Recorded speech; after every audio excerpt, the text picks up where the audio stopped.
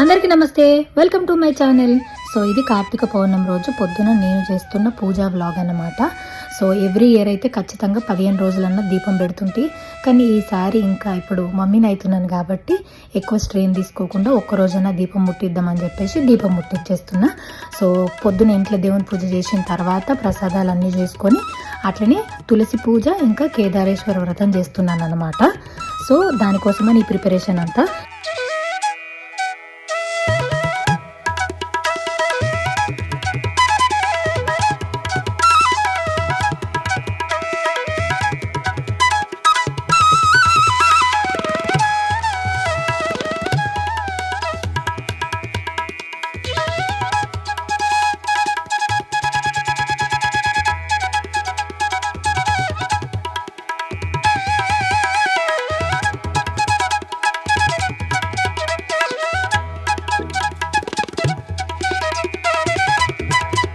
So పిండి దీపాలు అయితే కంపల్సరీ పెట్టాలి కార్తీక పౌర్ణమి రోజు.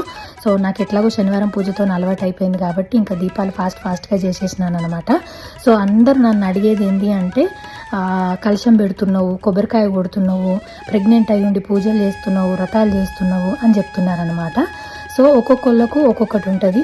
నాకు మాత్రం 6 నెలలు అయిపోయేంత వరకు నువ్వు ఇంట్లో ఎటువంటి పూజలన్నా చేసుకోవచ్చు, గుళ్ళకు మాత్రం వెళ్ళకూడదు అని చెప్పిండ్రనమాట.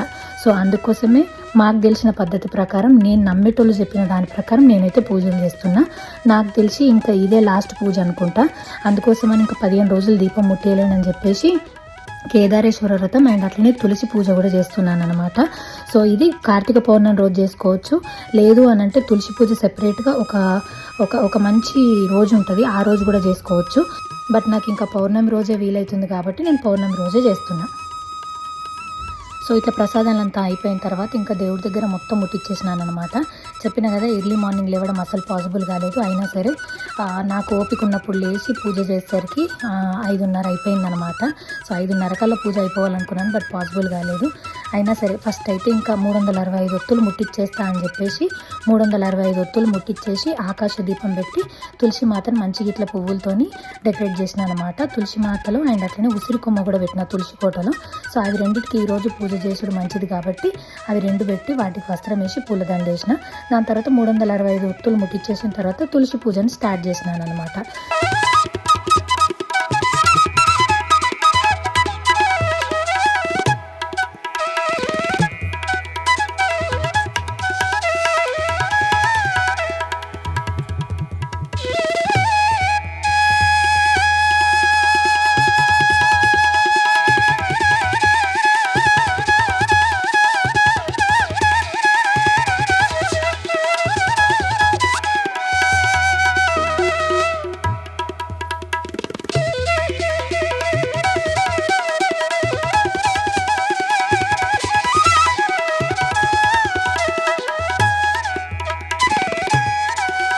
సో పూజ ముందే చేస్తే 365 ఒత్తులు కాల్చేసరికి తెల్లారిపోతుందని చెప్పేసి 365 ఒత్తులు అయితే ముట్టించేసిన. నాకు తెలుసు ఇంటి యజమాని ముట్టియాలని చెప్పేసి మా ఆయన చేత సాయంత్రం ముట్టిప్పించిన.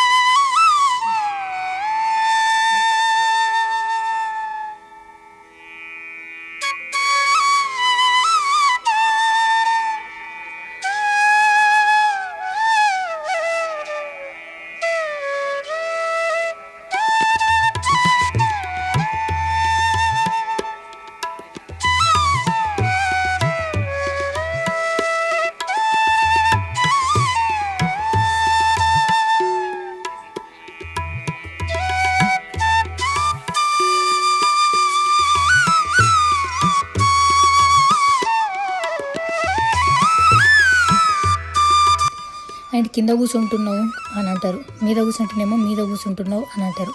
ఎర్లీ ప్రెగ్నెన్సీలో కింద కూర్చోకూడదు. కానీ ఇంకా 6 మంత్స్ కంప్లీట్ అయ్యేందుకు వస్తున్నాను కాబట్టి ఇప్పటి నుంచి కింద కూర్చోవడాలు, చిన్న చిన్న ఎక్సర్సైజులు చేస్తేనే నాకు నా ప్రెగ్నెన్సీకి నా డెలివరీకి మంచిది. డాక్టర్ ప్రికాషన్స్ లేకుండా, డాక్టర్కి చెప్పకుండా ఆర్ మేమేమంత కేర్లెస్గా ఎసొంటి చెయ్యము. నాకు తెలుసు మీ కన్సర్న్, కానీ మీకన్నా ముందు డాక్టర్ని అడిగి నా కంఫర్ట్ చూసుకొని నేను ఎటువంటి పూజలన్నా వ్రతాలన్నా చేస్తున్నా. నాకు దేవుడి కన్నా ఏది ముఖ్యం కాదు. అట్లా ఇటువంటి టైంలో మూర్ఖంగా దేవుడికి అన్నీ చేయాలనుకునేంత పిచ్చిదాన్ని కూడా కాదు. సో కొబ్బరికాయ కొట్టద్దు అంటున్నారు. అసలు నేను కొబ్బరికాయనే కొట్టలేను. దీపావళి వ్లాగ్లో మా అల్లుడు కొట్టినాడు. సో ఇంట్లో ఖచ్చితంగా పూజ చేసుకోవచ్చు. డెలివరీ పోయేంత వరకు కూడా పూజ చేసుకోవచ్చు. కాబట్టి డెలివరీ పోయేంత వరకు కూడా నేను ఇటువంటి దీపారాధన చేస్తా. వ్రతాలు పూజలు చేయలేను, కానీ దీపారాధన రోజు 2 పూటలు మాత్రం ఖచ్చితంగా చేస్తా. వచ్చిన తర్వాత కూడా మా ఇంట్లో మా అల్లుడున్నా, మా అక్కున్నా, ఎవరున్నా ఖచ్చితంగా దీపం అయితే పెట్టిస్తా. సరేనా? మీరు అస్సలు టెన్షన్ పడకండి. మేము అన్నీ మాకు తెలిసినట్టు, మాకు నచ్చినట్టు ఫాలో అవుతున్నాం.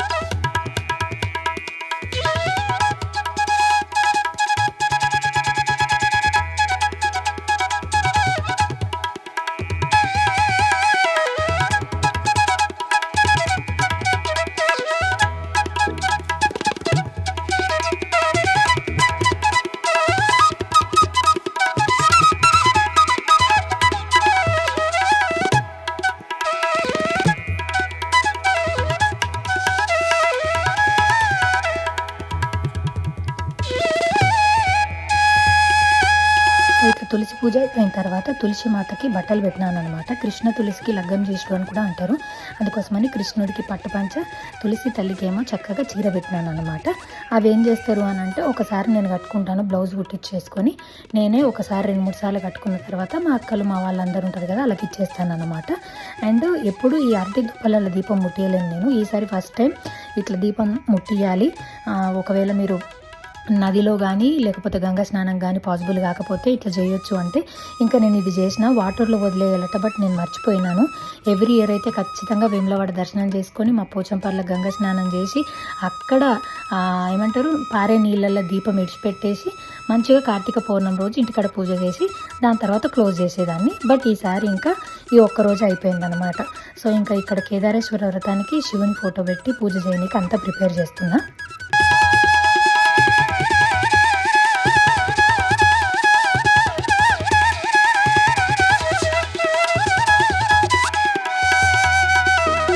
అండ్ మీకు ఇక్కడ కూర్చున్నప్పుడు ఏమనిపిస్తుందంటే కంటిన్యూగా కూర్చొని ఉన్నా అని మీకు అనిపిస్తుంది. అట్లా కాదు, నాకు ఇద్దరు ఏమంటారు మా తమ్ముళ్ళని పిలిపించుకొని ప్రతిదీ వాళ్ళ చేత పెట్టించుకొని చేసినాను. అండ్ కంటిన్యూగా నేనేం కూర్చున్నాను లేస్తున్నాను. నా కంఫర్ట్ 100% చూసుకుంటున్నాను. అందుకోసమే ఇంత ఓపిక్గా చేయగలుగుతున్నా. మస్తు మంది పూజ చేసేటప్పుడు నవ్వుతలేవేంది అని అంటున్నారు.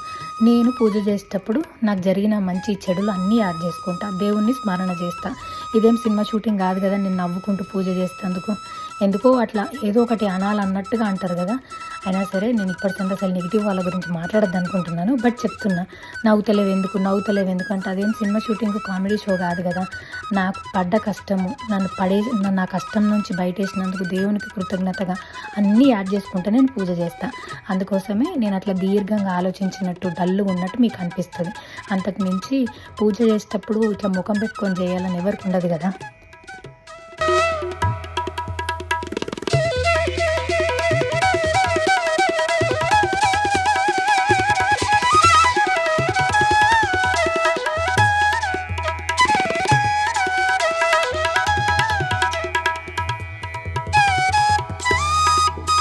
సో ఇట్లా తులసి పూజ అయిపోయిన తర్వాత కేదారేశ్వర వ్రతం కూడా చేసినాను అనమాట. నేను కార్తీక పౌర్ణమి రోజు చేసుకోవచ్చు అని నేను నమ్మే వాళ్ళు చెప్పిన తర్వాత సో ఆ రోజు చేసుకున్నాను అనమాట. ఎందుకంటే ఇయర్ ఏం చేయలేకపోయినా కాబట్టి ఆ లోటు ఉండకుండా ఉండేందుకు శివయ్యకు స్పెషల్గా ఈ కేదారేశ్వర వ్రతం చేసుకున్న. పూజలు వ్రతాలు భర్తతో చేయాలి అని అంటారు. బట్ మీకు ఎన్నోసార్లు చెప్పినాను నేను. మా ఆయన నేను ఏం చేసినా అద్దనడు. నాకు అదే చాలా 10,000. రోజుకు ఒక పూజ చేసినా ఏమనడు, నువ్వు హ్యాపీగా ఉంటే చాలు అని అంటాడు. సో ఆయనను పొద్దున్న లేచి ఇబ్బంది పెట్టి అయిష్టంగా కూర్చుండబెట్టడం నాకు ఇష్టం లేదు. మేము ఎన్నో ఏళ్ళ సంది నేను ఒక్కదానే చేస్తున్నాం. ఆయన నాకు కావాల్సినవన్నీ కొనుక్కొస్తాడు, కావాల్సినవన్నీ అరేంజ్ చేస్తాడు, అన్నీ చేస్తాడు. అది ఆయన దేవుడి కోసం చేసి దాంట్లో నేను భాగమే అనుకుంటున్నా. నా లెక్కనే కూర్చొని ఇన్ని అక్షంతలు వేసి హారతులు ఇస్తేనే పూజ అని నేనైతే అనుకోను. నన్ను మనస్ఫూర్తిగా ఎందుకు ఇట్లా చేస్తుంది ఊకే అని అనుకోకుండా నాకు కావాల్సిన ప్రతిదీ కొనుక్కొచ్చి ఈ టైంలో కూడా నాకు సపోర్ట్ చేస్తున్నాడు. అదే ఆయన చేసే పెద్ద పూజ అని నేను నమ్ముతున్నాను.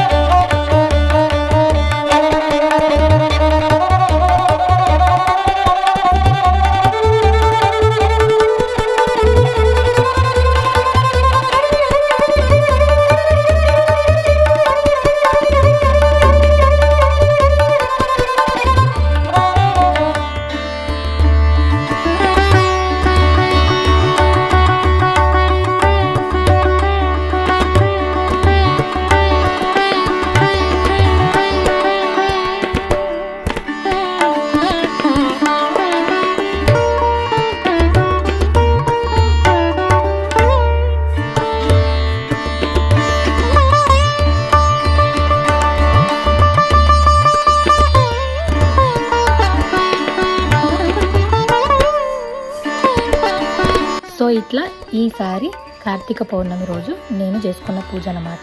ఎవ్రీ ఇయర్ అయితే 15 days దీపం ముట్టించేసి గంగా స్నానం పోయి అక్కడ దీపం వదిలేసి వేములవాడ పోయి దేవుని దర్శనం చేసుకొని కార్తీక పౌర్ణమి రోజు పొద్దున 365 ఒత్తులు ముట్టించి సాయంత్రం మా ఆయన ముట్టించి అండ్ అయ్యవారికి ఖచ్చితంగా వంట సామాన్లతోని దీపం దానం చేయడం మంచిదన్నమాట. సో ఈసారి ఇంకా మేము గుళ్ళలోకి వెళ్ళొద్దు కాబట్టి నేనైనా మా ఆయనైనా దీపదానం కుదరలేదు. దాన్నే ఈ పూజ చేసిన అర్చకుడికి ఆ పైసలు ఏవైతే ఉంటాయో ఆ పైసలన్నీ దక్షిణ కింద కలిపి వేసేసినాను అనమాట. సో ఇది అలాంటి వీడియో. ఈ వీడియో కనుక మీకు నచ్చినట్టయితే లైక్ చేయండి, షేర్ చేయండి, సబ్స్క్రైబ్ చేయడం అసలు మర్చిపోవద్దు. Thank you.